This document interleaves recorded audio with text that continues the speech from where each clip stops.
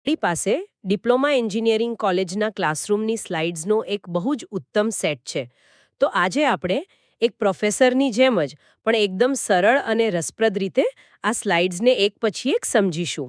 હા, ચોક્કસ. માહિતીનો કોઈ ઓવરલોડ નહીં, પણ પાવર ટ્રાન્સમિશનનું આખું રહસ્ય, જે ખરેખર તો માત્ર ગોળ ગોળ ફરવાની ક્રિયા પણ ટકેલું છે, તેને આપણે આસાનીથી ઉકેલીશું. ચાલો આપણે સ્લાઇડ 1 પર નજર કરીએ.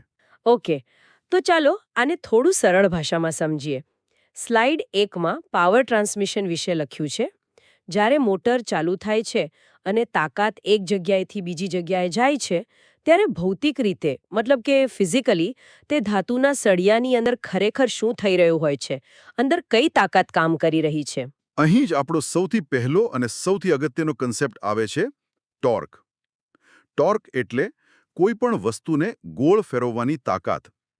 તેને આપણે ટ્વિસ્ટિંગ ફોર્સ પણ કહી શકીએ.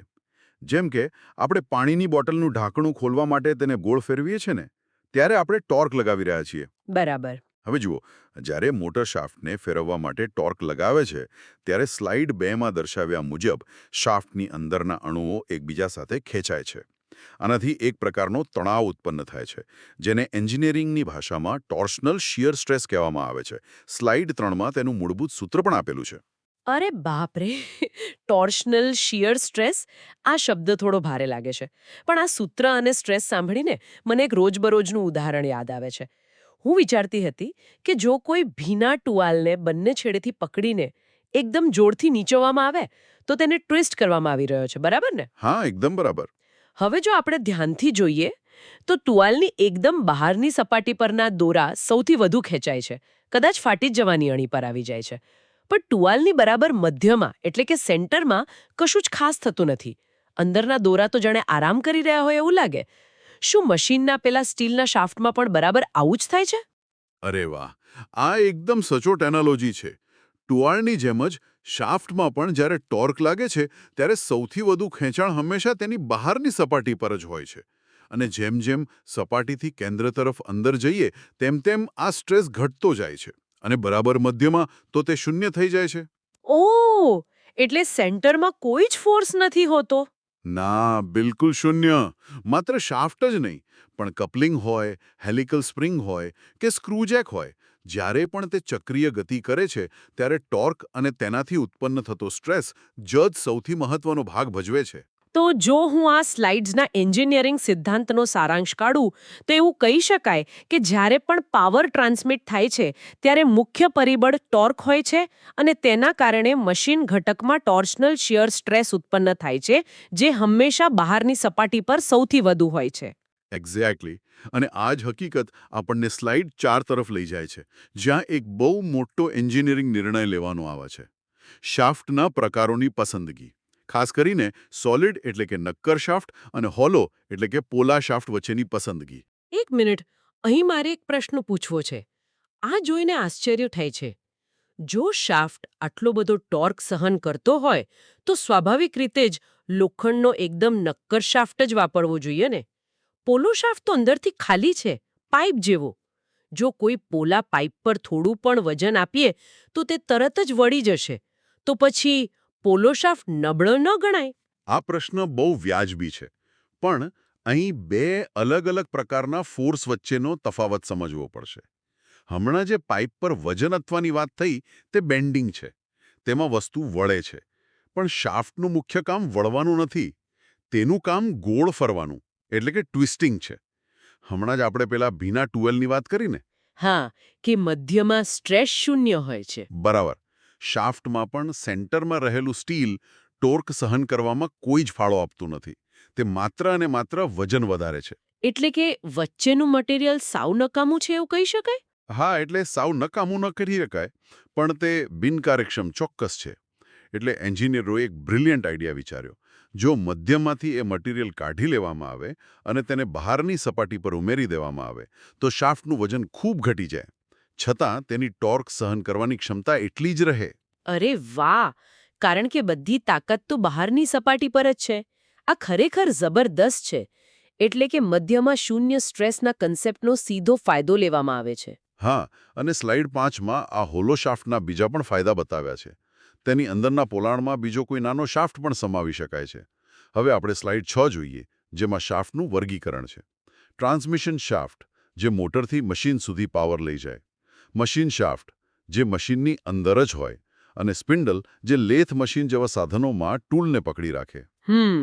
આ શાફ્ટના પ્રકાર તો સમજાયા, પણ જુઓ સ્લાઇડ 6માં બીજું એક નામ છે એક્સલ. મેં વાહનોમાં એક્સલ શબ્દ બહુ સાંભળ્યો છે. દેખાવમાં તો શાફ્ટ અને એક્સલ બંને ગોળ સળિયા જેવા જ લાગે. તો એક્સલ શાફ્ટ કરતાં અલગ કેવી રીતે છે? દેખાવ સમાન હોવા છતાં બંનેનું કામ જમીન આસમાન જેટલું અલગ છે. એક્સલનું કામ ફક્ત અને ફક્ત વજન ટેકવવાનું છે. તેમાં ટોર્ક શૂન્ય હોય છે. જેમ કે રેલવેના ડબ્બાના પૈડા જે લાંબા સળિયા પર જોડાયેલા હોય છે, તે એક્સેલ છે.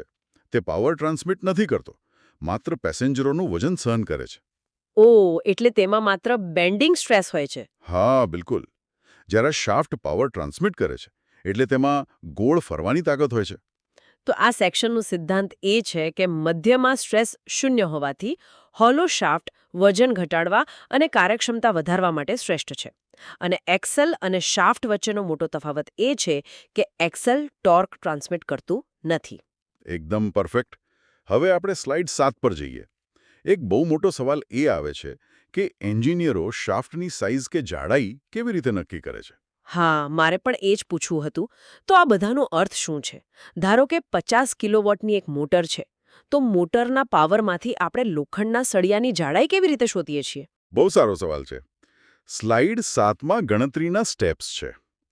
સૌથી પહેલા મોટરનો પાવર અને તેની સ્પીડ એટલે કે આરપીએમ પરથી ટોર્ક મળે છે. ત્યારબાદ જે મટીરિયલનો શાફ્ટ બનાવવાનો છે તેની સ્ટ્રેન્થ જોવામાં આવે છે. અને આ બંને કિંમતો સમીકરણમાં મૂકીને ડાયામીટર શોધવામાં આવે છે. આ તો બહુ સીધું ગણિત લાગે છે. પાવર પરથી ટોર્ક અને ટોર્ક પરથી ડાયામીટર. થિયરીમાં આ સીધું લાગે છે, પણ જુઓ સ્લાઇડ 8. વ્યવહારમાં એક બહુ મોટી સમસ્યા આવે છે. શાફ્ટ માત્ર હવામાં એકલો નથી ફરતો. તેની ઉપર ભારે પુલી કે મોટા ગિયર લગાવેલા હોય છે અને બેલ્ટ બાંધેલા હોય છે જે બહુ જ ટાઈટ હોય છે. અચ્છા, એટલે કે આ બધી વસ્તુઓનું વજન અને બેલ્ટનું ખેંચાણ શાફ્ટને નીચેની તરફ નમાવવાનો પ્રયાસ કરે છે. એક્ઝેક્ટલી. તેને બેન્ડિંગ મોમેન્ટ કહેવાય છે. એટલે વાસ્તવમાં શાફ્ટ પર બેવડો માર પડે છે.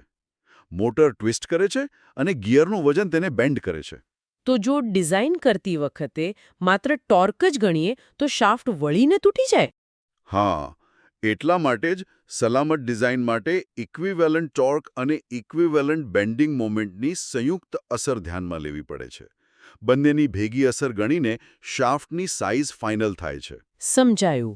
તો આ સ્લાઇડનો સારાંશ એ છે કે શાફ્ટનો ડાયામીટર મહત્તમ ટોર્ક અને મટીરિયલની સ્ટ્રેન્થ પર આધારિત છે, પરંતુ સલામત ડિઝાઇન માટે હંમેશા ટોર્ક અને બેન્ડિંગ મોમેન્ટની સંયુક્ત અસર ગણતરીમાં લેવી જરૂરી છે. હા, હવે આપણે સ્લાઇડ 9 તરફ આગળ વધીએ. શાફ્ટ બની ગયો, ગિયર બેસી ગયું, પણ શાફ્ટ અને હબ એટલે કે ગિયર એકસાથે કેવી રીતે ફરશે?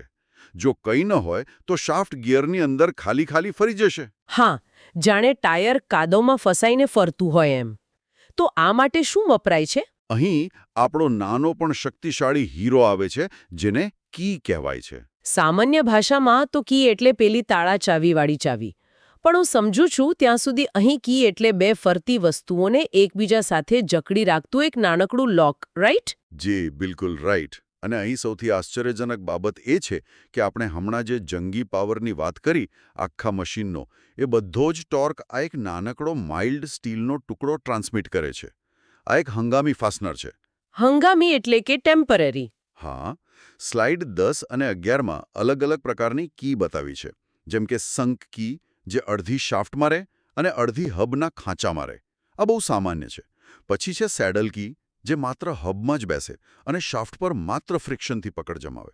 પણ ધારો કે કીને વારંવાર કાઢવી પડતી હોય તો અંદર ફસાઈ ગયેલી કીને કાઢવી તો બહુ અઘરી પડે ને? તેવા સમયે ગિબ હેડ કી વપરાય છે. તેમાં એક ઉપસેલો ભાગ હોય છે, જેના પર હથોડી મારીને તેને સરળતાથી કાઢી શકાય. ઓહ, એટલે એક હેન્ડલ જેવું કામ કરે. બહુ જ સ્માર્ટ. અને બીજો પ્રકાર છે ફેદર કી, જે કારના ગિયરબોક્સમાં વપરાય. તે ગિયરને શાફ્ટ પર આગળ પાછળ સ્લાઇડ થવા દે છે, છતાં ગોળ તો સાથે જ ફરે છે. અને છેલ્લે વુડ રફ કી, જેનો આકાર અર્ધચંદ્રાકાર હોય છે અને તે મોટાભાગે ઓટોમોબાઈલમાં વપરાય છે. તે જાતે જ થોડી હલીને એડજસ્ટ થઈ જાય છે. વાહ, એટલે ને જરૂરિયાત મુજબ અલગ અલગ આકાર. તો આ વિભાગનો મુખ્ય સિદ્ધાંત એ છે કે કી એ શાફ્ટ અને હબ વચ્ચે ટોર્ક ટ્રાન્સમિટ કરતું એક હંગામી માઇલ્ડ સ્ટીલનું ફાસ્ટનર છે, જે મશીનની જરૂરિયાત મુજબ અલગ અલગ આકારનું હોય છે. બરાબર. પણ હવે સ્લાઇડ બાર જુઓ. અત્યાર સુધી આપણે વાત કરી કે આખી મોટરનો લોડ આ એક નાનકડી કી પર આવે છે. તો શું એવું નથી બનતું કે મોટો લોડ આવતા જ આ કી તૂટી જાય? હા, મને પણ એ જ થતું હતું કે જ્યારે મશીનમાં કોઈ ખામી સર્જાય અને અચાનક લોડ આવે ત્યારે આ નાનકડા ટુકડાનું શું થાય? આ જ તો ડિઝાઇનનો સૌથી ક્રિટિકલ ભાગ છે, ફેલિયર એનાલિસિસ. કીના માપ હંમેશા શાફ્ટના ડાયામીટર પરથી નક્કી થાય છે. જેમ કે પહોળાઈ ડાયામીટરના ચોથા ભાગની હોય. પણ ખરી રમત તેની લંબાઈ શોધવામાં છે. કી બે રીતે નિષ્ફળ થઈ શકે છે. પહેલું છે શિયરિંગ ફેલિયર. શેરિંગ એટલે કે બે ટુકડા થઈ જવા. ધારો કે કાતરથી કાગળ કપાતો હોય એમ. એકદમ પરફેક્ટ ઉદાહરણ. શાફ્ટ ફરે છે અને હબ તેને રોકે છે. આ બે વિરુદ્ધ દિશાના બળ વચ્ચે કી ફસાઈ જાય છે. જો તાકાત વધે તો કીના બરાબર વચ્ચેથી બે ટુકડા થઈ જાય, કાતરની જેમ. અને સ્લાઇડ 13માં બીજું ફેલિયર બતાવ્યું છે, ક્રશિંગ ફેલિયર. ક્રશિંગ એટલે શું? દબાઈ જવું? હા, ઘણીવાર કી જાડી હોય એટલે કપાઈ નહીં, પણ બંને વચ્ચે એટલું પ્રચંડ દબાણ આવે કે કી દબાઈને પિચકાઈ જાય. જાણે બે ભારે પથ્થર વચ્ચે કોઈ દ્રાક્ષ મૂકી હોય અને તે છૂંદાઈ જાય. બાપરે. તો આ બંને ખતરાથી બચવા શું કરવું પડે? કીને લાંબી બનાવવી પડે? બિલકુલ. સલામત ડિઝાઇન માટે બંને સમીકરણો વાપરીને લંબાઈ શોધવામાં આવે છે, અને જે લંબાઈ સૌથી વધુ આવે તે લંબાઈ પસંદ કરવામાં આવે છે. ઓકે. પણ જુઓ, અહીં સ્લાઇડ 14માં કંઈક અલગ જ દેખાઈ રહ્યું છે, સ્પ્લાઇન. આ શું છે? જ્યારે કોઈ ક્રેન કે ગિયરબોક્સમાં ટોર્ક એટલો બધો જંગી હોય કે ગમે તેટલી લાંબી કી તૂટી જ જાય, ત્યારે સ્પ્લાઇન વપરાય છે. સ્પ્લાઇન એટલે ઇન્ટિગ્રલ કી. તેમાં કોઈ અલગ કી નથી હોતી, પણ સીધા શાફ્ટ પર જ મશીનિંગ કરીને સળંગ ખાંચાઓ અને દાંતાઓ બનાવવામાં આવે છે. ઓહ, એટલે એક કીની જગ્યાએ શાફ્ટ પર ચારે બાજુ ઘણી બધી કી બની ગઈ. હા, એટલે કે એક સિંગલ લાઇનના રસ્તાને બદલે 8 લાઇનનો હાઈવે. આનાથી જંગી ટોર્ક ટ્રાન્સમિટ થઈ શકે છે. બહુ જ હોશિયાર ડિઝાઇન. તો સારાંશ એ છે કે કીની સુરક્ષિત ડિઝાઇન માટે હંમેશા શિયરિંગ અને ક્રશિંગ બંને ફેલિયર્સની ગણતરી કરવી જોઈએ, અને વધુ પડતા ટોર્ક માટે સ્પ્લાઇનનો ઉપયોગ શ્રેષ્ઠ છે. હા, હવે આપણે આપણા ક્લાસની છેલ્લી સ્લાઇડ 15 પર આવીએ. સંપૂર્ણ assembly, the weakest link concept. મોટરથી લઈને ગિયર સુધીની આખી ડિઝાઇન સાયકલ. અહીં એક ખૂબ જ રસપ્રદ બાબત સામે આવે છે.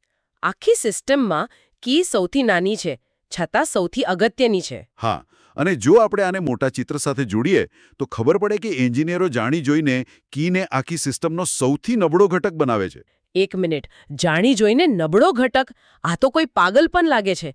સામાન્ય રીતે મશીન બનાવતી વખતે તો એવી જ ઈચ્છા હોય કે બધું જ એકદમ મજબૂત હોય, નહીં? અહીં જ એન્જિનિયરિંગનો સાચો માસ્ટર સ્ટ્રોક છે.